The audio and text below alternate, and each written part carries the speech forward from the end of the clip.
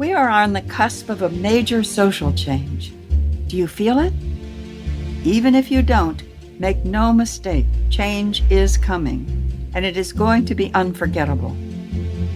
I'm your host, Dr. Sarah Hart, and here on Prime Spark, where we work with and on behalf of women over 55, I want to help you find that spark that will ignite your way forward, reflect your gifts to the world, and illuminate your path through this next stage of life.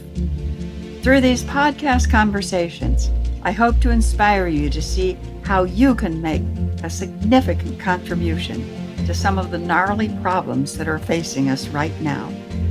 Join me, and together let's discover our Prime Spark. Hi, and welcome to Prime Spark. I'm Sarah Hart, and I'm so happy you're here with us. Prime Spark is designed for women over 50 or close, with a goal to help us all live our happiest, most fulfilling, and productive lives now and in the future.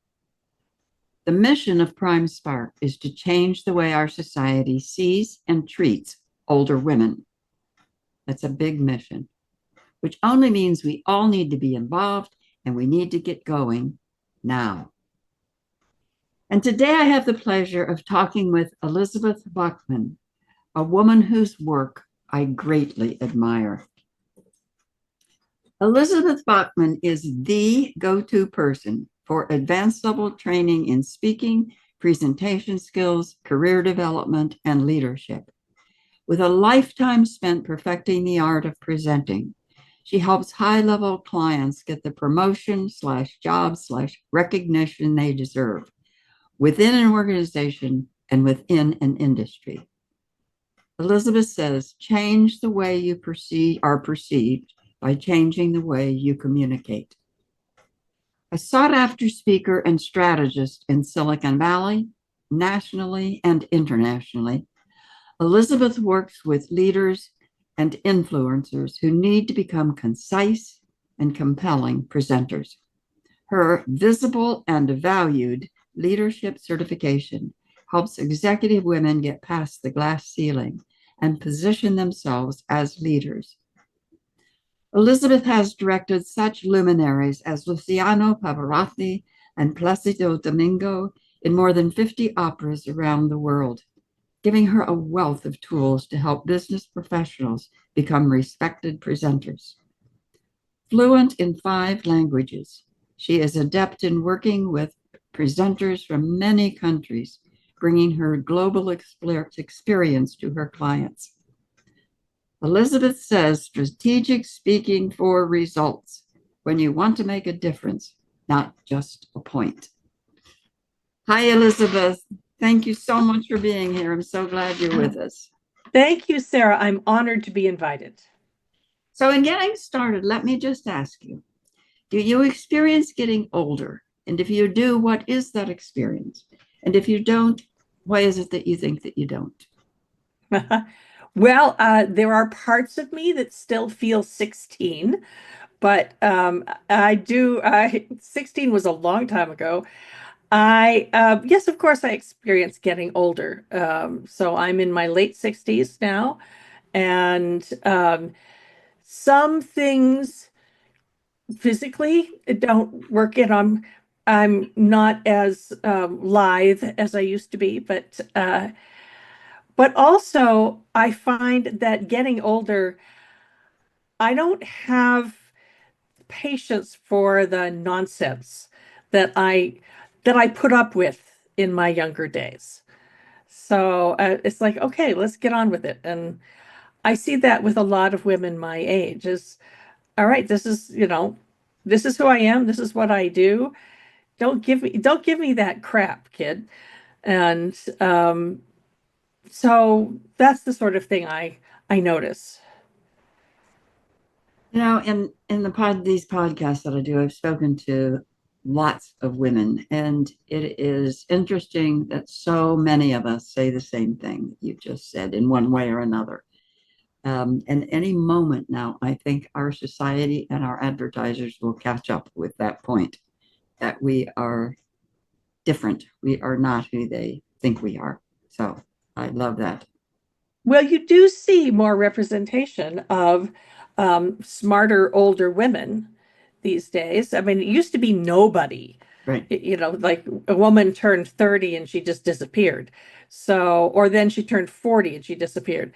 So some of it is the baby boomer generation are still out there watching things. Although I think the ads that maybe it's the ads that I notice, not necessarily the ads that I see, but the ads that I notice, um, they often have sort of happy gray-haired people, but it tends to be an ad for an arthritis cream or something. So maybe I'm just not watching the right things, the right TV. No, I think you are watching the right thing. You're not, I don't know that you're watching the typical thing, but I think you're watching the right thing. I think, I mean, I've just been doing Prime Spark for 5 years, and in that 5 years, I have seen a difference. Things are changing a bit, very slowly, and we have a long way to go, but they are Hmm. changing. So, and it's true. I mean, there are so many ads. The gray-haired people now are often sprier, but they're still advertising something connected with aging. And Yes. yes, Some medication or some other. Yeah. medication of some kind. Yeah. Yes. Right. So let me ask you, how did you first become interested in the work you're doing now? Well, the work I do now, which is around getting women's voices heard in places of power. I'm a presentation skills trainer and an executive coach, but it is the summation of my several careers beforehand, all around communication and being heard. Before this, as you said in your intro, I was an international opera director for 30 years. And one of the things that motivates me now is at that time, I worked my way up the ladder, and I was one of the early female stage directors in the US.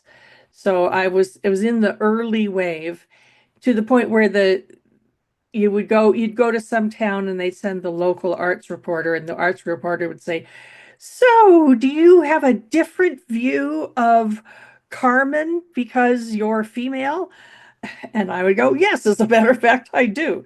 Now it's taken for granted that lots of directors are female, but when I was first starting out, especially, that was unusual.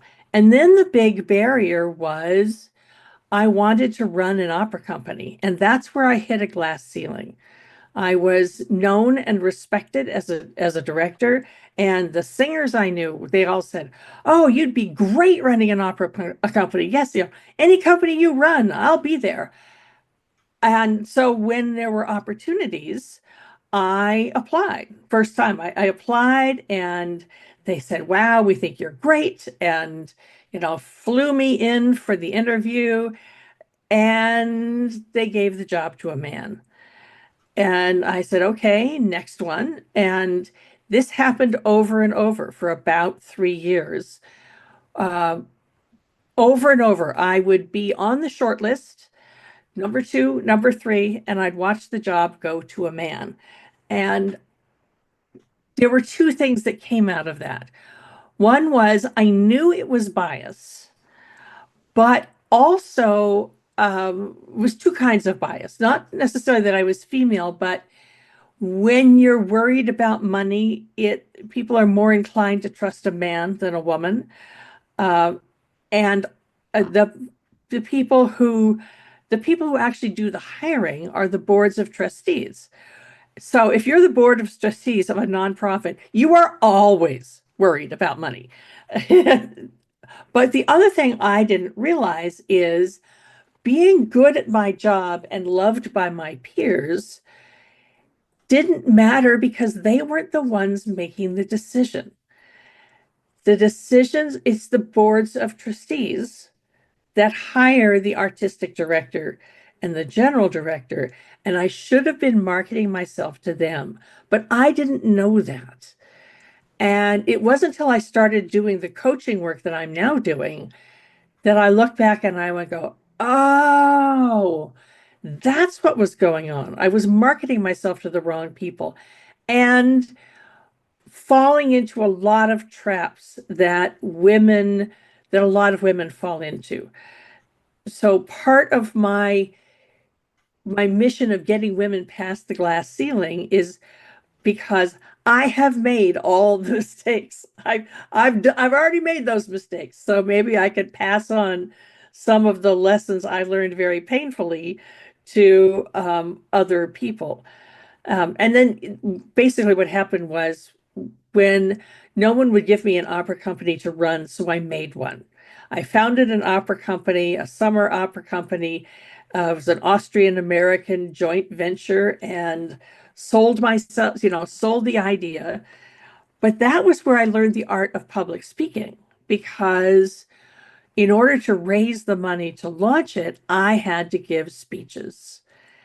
And frankly, when I started, I was terrified and I was terrible. I was pretty bad. And even though I'd been an actor and a performer and I'd been talking on other people's behalf, when it came time for me to ask for money for me, for my dream, I was terrible. I completely fell apart.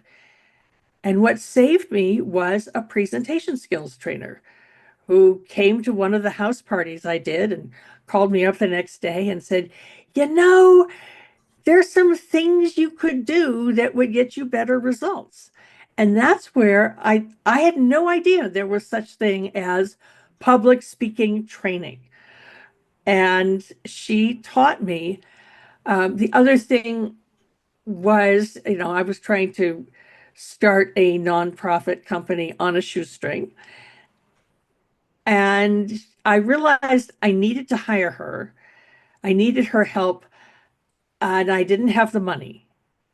But then when I thought about it, I thought this opera company is going to make such a difference in the community where we did it. And the young singers it was about helping young singers was the mission of the company. That the people who needed my help my dedication to them had to be greater than my fear. And so I scrounged around and begged and borrowed and got the money to hire her. And that made all the difference. And the first time I went to somebody and I thought maybe I'd get $100 out of her, and she wrote me a check for 3,000 Wow. because she said, I believe in you. I think you're going to be able to do this. Here's a full scholarship, which is what the scholarship was that fine. Do this to use this to let some young singer have the experience that you're offering someone who couldn't otherwise do it. So that's the benefit of the presentation skills training is learning to speak to get people to open their wallets. Oh, that's a wonderful story, Elizabeth. Going back to what you were saying about that you were marketing to the wrong people. Mm-hmm. Do you see women doing that still today? Oh, yes, unfortunately. A lot of women, well, we're socialized as children to don't be pushy, don't brag, don't ask for something directly, just hint. A lot of women will ask, instead of asking, they will drop a hint. And then they'll be upset when nobody notices that they'd said, I actually want this job, or I would love to work on that project. Uh, and and the people who are in charge of it, they're going to hear the person who says, let me run the project. I know exactly what to do, instead of the nice person who's sitting in the corner waiting to be recognized. There's a book about that. I've now forgotten the author, but it's called The Tiara Syndrome. You're sitting there waiting for the handsome prince to come and give you the tiara, to give you the recognition that you've deserved by doing a good, solid job, which unfortunately doesn't work. It's a myth, it's a fable. And I wasted years waiting to be recognized for the good, solid work I was doing, instead of marketing myself as the answer to someone's problem. So, so it's overcoming social conditioning is another piece of it. Right. What I hear from some of the women I work with who aren't getting the promotions that they want and in my opinion deserve, they will say over and over again, I get along so well with my peers. My peers all think I should have that job. And so they're marketing themselves with their peers. They're marketing, quote Yes, unquote, with their peers, but they're not marketing up. And so they're not marketing exactly. to the right people. Exactly. And women do that a lot. A lot of women also network sideways, if you will, without reaching up, skip. If you're in an organization, a skip level conversation is really important. And a lot of women say, well, I don't want to bother them or whatever. But there are also lots of ways that you can market yourself without being obnoxious and bossy. You just have to learn how. This is a big part of what I teach, actually. Yeah, I think that's interesting because one of the things we read about all the time, and we all know this by now, that it's really difficult for a woman who's really good at what she does to come across as really competent and not a bitch. Hmm. Well, that's why I say change how you're perceived by changing how you communicate. Some of that is historic, and some of that you just have to not let it bother you. If there are people who are going to push back, it's an automatic pushback. The thing that I find is women complain that men don't listen. Have you heard that one before? Yes. It's men, they never listen to me. And men complain, they say women, they just go on and on and on, and they never actually get to the point. What I've noticed is that I think the real problem is we are using the same words, but we're speaking two different languages. So, with the Visible and Valued program that I run, uh, how we do is we look at, well, men's language and women's language is the stereotype, but it's actually not that binary. I prefer to think of it as single focus thinkers and multi-focus thinkers, because um, it's not just men and women. The single focus thinkers are historically men, traditionally men, but not always. Um, and and if you're thinking about historically, I know plays from the 16th century that talk about men not listening and women chattering and never getting to the point. I mean, we've certainly been talking about it since then. The um, the single focus thinkers, traditionally men, historically men, but not always. And on the other hand, you've got the multi-focus thinkers who are traditionally women, historically women, but not always. The difference is there's a whole spectrum, and the differences are breaking down more and more, certainly in the last 10 years. But you really need both. So you've got single focus thinkers who are task oriented. They want to solve a problem, they want to get to the end, they don't want to do it fast and get it done. And that's great because that's how you get things done. But it also can lead to tunnel vision. And the multi-focus thinkers see the world in a web of relationships. The technical term for that is relational thinkers. So they're the ones who are going to see, say, the outside issue that might derail the project, and that the single focus people are too single focused to notice. And they're the ones who might say, hey, before we spend all this time and money creating a new app, uh, did you know that our competitors already have something out in the market that works just fine? It's not as fancy as what you're trying to build, but it works. This has actually happened to a client of mine. She tried to convince the VP who had had the idea of this fancy new app, and he wouldn't listen. He actually transferred her to a different project, fired her from the project, and then he and the team spent hundreds of hours and thousands of dollars creating this fabulous new app that nobody wanted because there was already something out in the, you know, out in the market that worked just fine. It's like saying, I have a spreadsheet program that's so much better than Excel. Well, you know, who wants to learn something new? If Excel works, Excel does the job. Why do I have to learn something new? So the point of this is, if you think of it as a translation problem, as if men spoke Spanish and women spoke Italian, then if you're going to speak Italian to a Spaniard, you're not going to expect to be understood. You're going to know you're speaking a different language. And, if you're speaking Italian to a Spaniard, they'll get the basics of what you have to say because the languages are very similar. But in key places, they're not.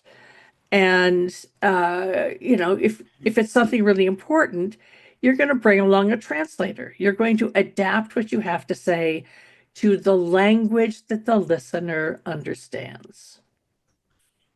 Fascinating. Is there a way that when you're helping women that they can, I don't know how to ask you this question, that they can keep the value of their multi-focus thinking and still talk to the single focus man? Yes, absolutely. So, what the multi-focus person needs to know is that the single focus person really does one thing at a time. The multi-focus people can hold 5 things in their head at once. And so, for the sake of the single focus person, make your proposal or your ideas concise. Tell a concise story, and actually, because business was built on single focus principles, it's usually men who are rising to the higher levels, and often they are single focus thinkers. So make it concise, make an appointment, because you can't just walk in on a single focus person and say, "Hey, I need to talk to you about our client." If they're focused on something else, they're not going to hear you. They really, truly aren't going to hear you. So make an appointment to say, "I need half an hour of your time. Let's do this." Say, "Can we talk at 4:30?" And then they're single focused on you, which is great. And you can talk to them about what you need. Now, if you are a single focused, and if you're the person who is single focused and you have multi-focused people on your team that are going on and on and on that point of view, for the multi-focused people, details are everything. Context is everything. And the single focused person probably doesn't care. So the multi-focused people need to be acknowledged and recognized. It's okay to say, "Hey, I'm in the middle of something. I can't give you my full attention. Could we reschedule for 4:30? And then I can listen to what you have to say." But acknowledge them, because they say, "I hear you. I know I value what you want to do. I can't think about that now. I'm in the middle of something else. Let's reconvene at 4:30, and then I'll do that." As long as the relational thinker is acknowledged, that's okay. Because the downside of being a relational thinker is that if the single focused person is rude to you or cuts you off or ignores you, didn't hear it, the multi-focused person thinks it's personal. And it's like in the movie You've Got Mail, where Tom Hanks says to Meg Ryan, it's not personal, it's just business. And for Meg Ryan, it was incredibly personal for her character. But um, she made it all about her when it wasn't. It was just he didn't have time. If you recognize that it's two different languages, then you're ready to adapt. The hard part, the problems come when you think you've told somebody something and they've forgotten it. And and actually this happens in marriages too. It happens in relationships a lot. I learned about this from a relationship trainer, and then I said, "Oh, this is what's happening in the office." It's the same sort of thing. So I originally learned it from a relationship trainer, recognizing that anytime that you're trying to promote an idea, if you're trying to get somebody to do something when you're talking to them, that's marketing. That's enrollment marketing. Enroll them in the idea, get them to authorize the expense, or get them to let you hire an assistant, things like that. You want something, that's marketing. And rule one of marketing is address the customer's issue in a way the customer can hear it. And so that's why you need to know that, how you talk about it.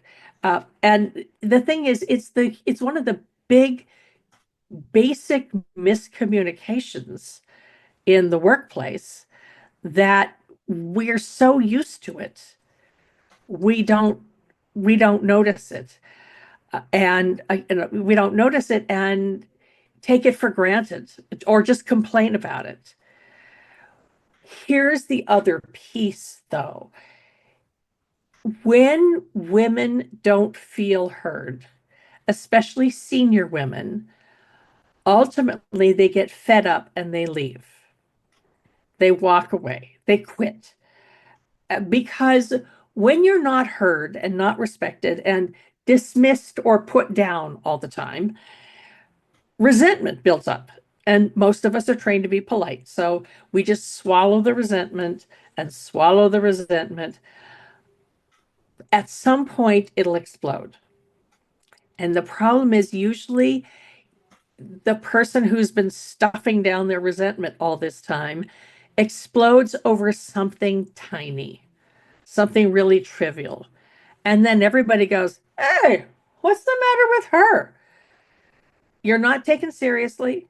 You're immediately dismissed. There's a whole cliche around this. This is this is a stereotype.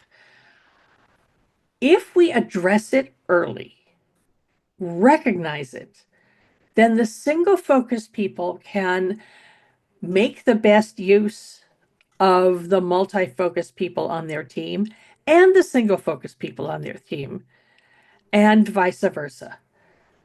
I was just working with a bunch of female scientists, so women who actually run teams for a pharma company. And one of the women said, "Oh, this explains why the scientists on my team never pay attention to what I'm saying. They don't, and some of it's gender bias. Some of it is like boys are taught you don't have to listen when the girls are talking. Uh, so in crowds, it's harder. But you can teach people one at a time. So start with the people around you and learn to watch. Have them be aware if you're being talked over or dismissed. Have somebody else say, "Wait, I want to hear the rest of what Sarah has to say." In a meeting, have a no interruptions uh, have a no interruptions contract. Everybody says we're going to let everybody tell their story. And then for the women to learn how to speak more clearly and be clear and concise. Save your rambling stories for when you're brainstorming with your friends. So you say, I mean, do you think that women get um, more not attuned, but affected by this overlooking as they get older? Or is it just an Yeah. accumulation of, oh, after all these years, I've had it? Well, I've actually given you like the information for a 6-month program in about 10 minutes. So I gave a lot there. So listeners, feel free to rewind and listen again because that was about 6 months worth of material. Yes, it happens more often. And what I find is that I mostly work with corporate women, particularly in male-dominated industries. So tech, manufacturing, pharma, science, things like that. And it builds up until about 40, roughly.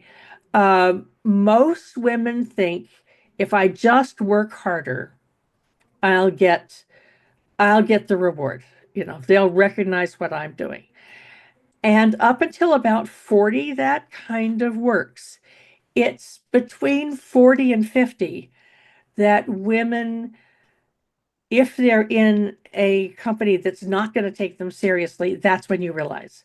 Because that's when, um, speaking very generally, roughly you can get up to director or senior director through skill and ability. That's when you're managing things.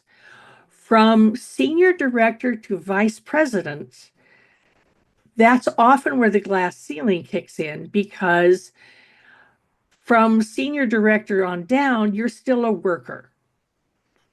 And when you're in vice president or the C-suite, that's when you have to be seeing the direction of the entire company. You can't just be focusing on your particular division or department or team. So that's often the mindset that I help people change, where it's like the difference between individual contributor and manager. Early on, learning to manage people means you have to not do the thing. If you can get up to about director through skill, then there's a whole, after that, it's politics. And you have to be willing to play the game and able to play the game. And you've got to start it earlier. So it seems to me, and then we appreciate all this information, Elizabeth. This is fascinating. I haven't heard so much of this. Um, it seems to me at that point that managed well, the multi-thinker Multi-focused. valuable, multi-purpose thinker is valuable because you can see the whole thing with the company. Yes. Very important. You just have to recognize, but I mean, this doesn't replace the DISC personality types or, Myers-Briggs or any of those. Those are all incredibly helpful. This is a piece of it, and it's usually a gendered piece of it that people don't notice because we are so used to it. Right. Fascinating. Okay, so one of the final things I'm going to ask you, you have done so much in your life, really incredible work. What are the three things you're proudest of? Wow. Well, founding an opera company and running it for 11 years. That I made a living with my art for so long until I left opera for my own reasons. And it was my choice. The thing is that for fewer than 5% of people who study the arts, get a degree in the arts, let's say an advanced degree in the arts, any art, if it's acting or basket weaving or painting, anything, fewer than 5% make a living at it. So I was in that 5%, and I'm very proud of that.